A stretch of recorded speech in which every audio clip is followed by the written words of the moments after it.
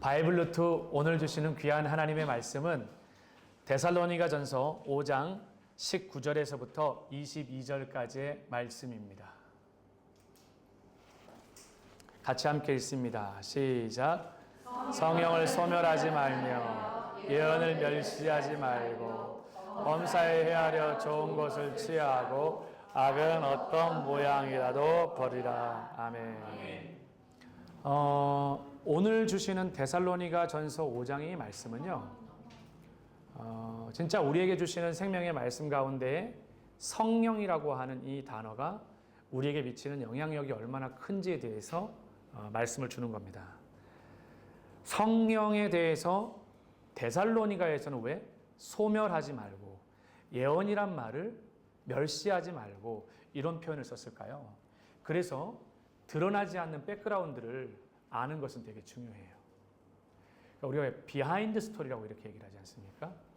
그러면 초대교회에 데살로니가 교회가 어떤 상황이 있었길래 이 성령에 대해서 연결 지으면서 소멸시키지 말고 예언이란 단어를 나오면서 멸시하지 말까? 잘 아는 것처럼 바울은 2차 전도여행 때 데살로니가에서 새 1회 동안 머물렀습니다. 새 1회 동안에 머물면서 어떻게 했어요? 복음을 전했어요. 근데 그 새 1회 동안 머물고 복음을 전하면서 베레아를 거쳐가지고 고린도로 딱 도착했는데 얼마 안 돼가지고 바울이 복음 전할 때 가장 힘들 때가 어디였어요? 고린도 지역이잖아요. 고린도 지역의 사람들이 그렇게 바울을 힘들게 했어요. 특히 유대 지도자들이요.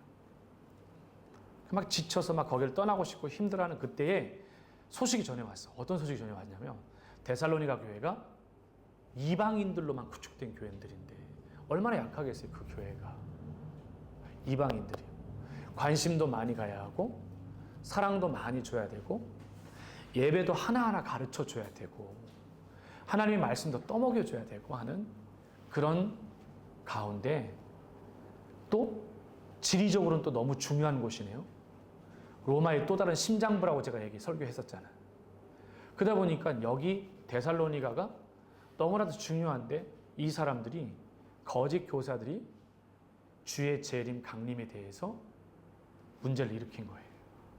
그러면 이제 막 신앙생활하는 사람들은 고지곧대로 믿잖아요. 고지곧대로요. 그래서 신앙의 선배 역할이 중요한 건 고지곧대로 보기 때문에 그래요.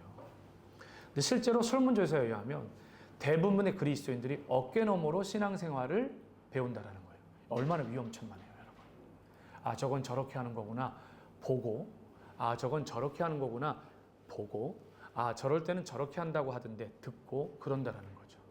그러니 성경의 가르침대로 진행되어야 되고 성경의 가르침대로 깨달아져야 되고 성경의 가르침대로 먹이고 해서 제대로 되어진 온전한 성도들을 이방인들을 세워나가야 되는데 그런 못하는 가운데에 주의 강림에 대한 부분들이 그 지역을 휩쓸기 시작을 합니다. 그럼 보세요. 지금 되어진 일들이 아니라 되고 있는 일이 아니라 지금 여기 나와 있는 데살로니가 교회는 앞으로 될 일이니까 누가 인정받고 누가 목소리가 커지겠어요? 성령 사역한다는 사람들이 목소리가 커지겠죠. 앞으로 되어질 일이니까 이렇게 될 것입니다. 앞으로 이렇게 될 거니까 이렇게 될 거예요. 라고 말하는. 근데 그것이 여러분 성령님의 사역하는 사람 입장에서 이렇게 될 겁니다. 그러면 성령님을 인정한 거 아닌가요? 아니요. 그게 성령으로부터 온 것이 아니라 자기로부터 온 생각들이었어요. 거짓 이단들이. 잘못된 주의 재림에 대해서 가르치는 겁니다. 오늘날 한국교회도요. 주의 재림에 열광하는 부류가 있습니다. 그룹들이 있어요. 그 열광하고 전체적으로 그렇게 환호하고 기대하는 사람들이 다 어디 파라고 불려지냐면 성령파라고 불려져요. 여러분 성령파라고 하는 것조차도 저는 잘못됐다고 봐요. 절대 성령파 하면 여러분 좋은 소리를 들리시나요? 저분 성령파야. 좋은 소리 들리나요? 비꼬는 것처럼 보이지 않아요? 성령을 모멸하는 것 같이 들리지 않습니까? 그럼 가장 인격적인 표현은 뭐예요? 성령에 속한 사람이라는 말 아니에요? 성령의 인도함 받는다는 뜻 아니에요? 그러니까 성령과 연결지어서 쓸 수 있는 표현은 저 사람 성령파야. 이게 아니라 성령의 인도함 받는 분이죠. 성령에 속한 분이야. 라고 하는 거예요. 그래서 우리가 데살로니가 교회 안에서 성령을 소멸하지 말라라고 하는 것은 성령의 내주하심은 사라지지 않아요. 그래서 제가 구원의 확신 강의할 때도 어떻게 얘기해요? 말씀 전할 때 성령을 소멸이라는 단어를 쓴다고요. 성령님은 언제 들어오세요? 교사들은 명확하게 아셔야 돼요. 내가 예수를 주로 고백하는 그 순간에 성령님이 그때부터 내 안에 들어오십니다. 내가 주로 고백하는 순간 예수님 나의 구원자입니다. 이 말조차도요. 성령님이 내주하지 않으시면 우리가 그렇게 아버지라 부를 수 없다라고 성경은 말해요. 이거보다 더 큰 증거가 어디 있어요? 한 분이 에클레시아 하시면서 저에게 왔어요. 목사님, 제가 이번에 목표가 있습니다. 성령 체험하는 겁니다. 둘째 날 오셔서 또 식사 자리에서 저한테 목사님, 제가 마음이 좀 급해지신 것 같았어요. 이제 하루밖에 안 남으셔서 제가 이번에 아니더라도 다음번에 또 캔디로 해가지고 제가 그래서 앉아보시라고. 성령에 대해서 잘 깨달아야 된다고. 주로 성령에 대해서 어디서 이렇게 배우시냐 그랬더니 유튜브에서 이렇게. 근데 위험천만해요, 여러분. 정말요. 유튜브에서 굉장히 은혜스럽고 굉장히 잘 만들어진 동영상들은 특히 조심해야 돼요. 이단에서 엄청난 에너지를 쏟아서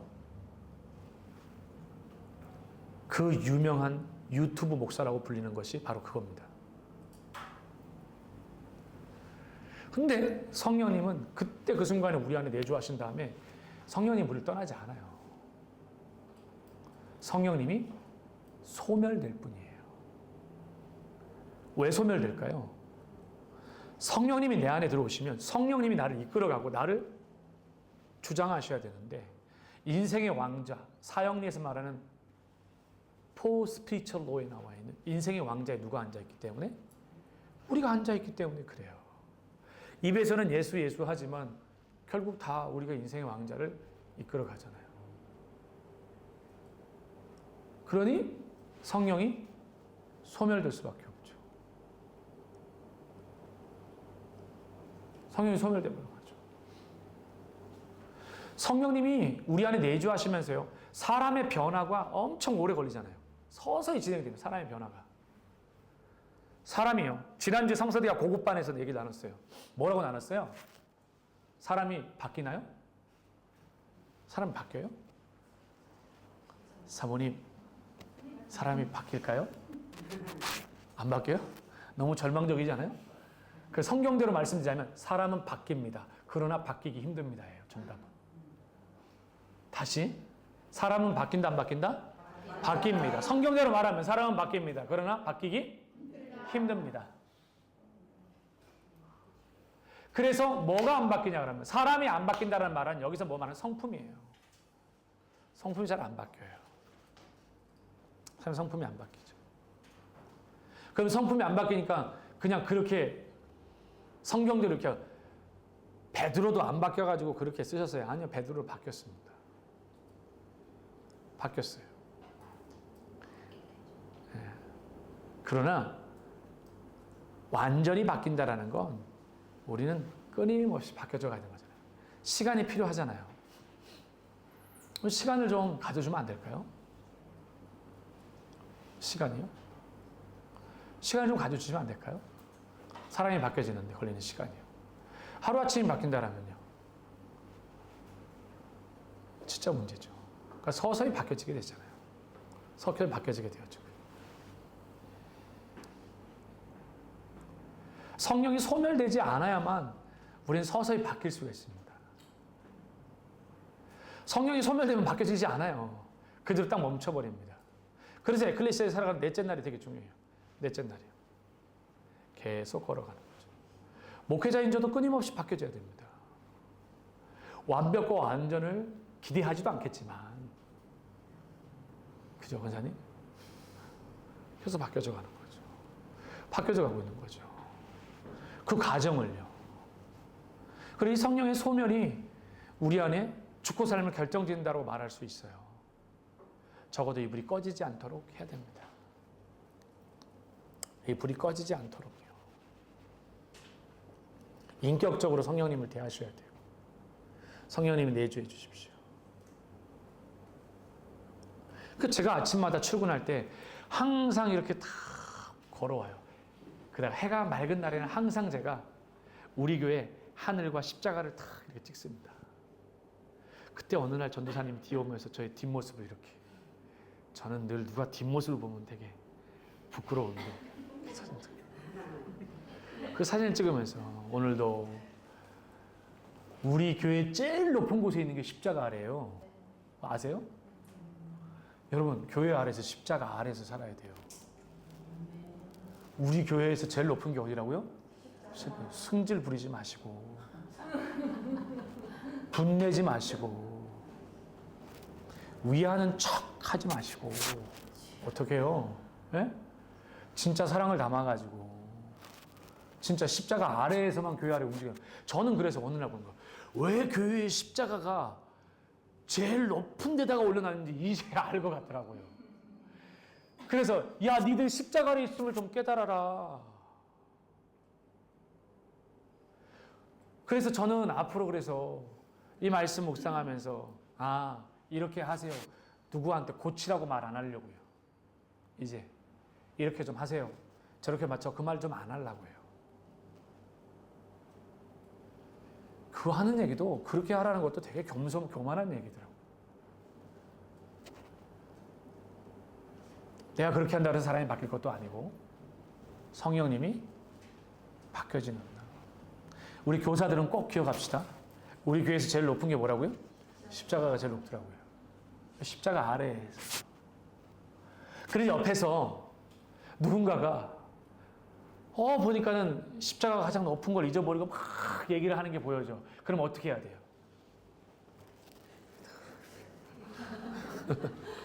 이렇게 딱 알려주라고. 근데 그것조차도 교만하게 이렇게 하지 마시고, 어떻게 해요? 겸손하게 보지 마시고, 사람의 눈이 가장 교만한 부위래요. 사실 저는 말이 가장 교만한 게 아니래요. 깜짝 놀랐어요. 사람의 신체 중에 가장 교만한 건 뭐라고요? 눈이래요. 눈 안에 모든 게 다 들어있대요. 그 눈이 풀려서 살아야 돼. 눈이 풀려서 살아야 돼. 눈이 풀려서. 그런 마음을 갖고 살지 않으면 우리가 주의 일을, 주의 역사를 감당하기 어렵다. 예언도 똑같아요. 한 부위예요. 멸시하지 말라. 누가 제일 멸시할까요? 성령으로 살아간다는 사람이 가장 성령을 소멸하고 있고, 예언한다는 사람이 가장 예언을 멸시해요. 굉장히 반어법적으로 이 말씀을 받아들일 수 있어야 돼요. 반어법적으로요. 그래서 범사에 어떻게 헤아려 모어요? 이 헤아려 보다라는 말을 보세요. 헤아리다. 헤아리는 단어가 무슨 뜻일까요? 헤아리다? 헤아리다. 이 헤아리다는 단어가 N이라는 단어예요. 안에 들어있다라는. 헤아리는 것은 예수 안에서라는 뜻이에요. 그러니까 범사의 예수 안에서 좋은 것은 어떻게 하고요? 취해요. 그 다음에 어떤 악은 모양이라도 어떻게 하고요? 버려라. 악은 모양이라도 버려라. 그래서 건강한 하나님의 사람으로, 거룩한 하나님의 백성으로 그렇게 지어지고 세워져 가는 것이 우리에게 너무 필요하다. 오늘 하루도 기도합니다. 교회 학교 안에 1부 예배를 들으신 분은 알 거예요. 중요한 제가 얘기를 했어요. 하나님께는 뭐고 사람에게는 뭐다. 이거가 무너지면 안 된다고 그랬어요. 그게 기준이 되어진다면 성령을 소멸하는 일이 없을 겁니다. 예언을 멸시하지도 않을 것이고요. 범사의 그리스도 안에서 좋은 것만 취하십시오. 여러분. 좋은 것만 취하세요. 악은 어떤 모양이라도 버릴 수 있길 바랍니다. 그래서 오늘도 교회 학교 교사로 우리가 섬기면서 그리고 하나님 앞에서 귀한 생명의 말씀을 들고 나아가는 교사 한 사람 한 사람에게 성령님께서 내주하시는 지혜를 주시고 은혜를 주셔서 오늘도 영혼을 살리는 그 일에 귀하게 쓰임받을 수 있는 저와 우리 모든 교사들이 되어지기를 간절히 소망합니다. 우리 같이 기도합시다.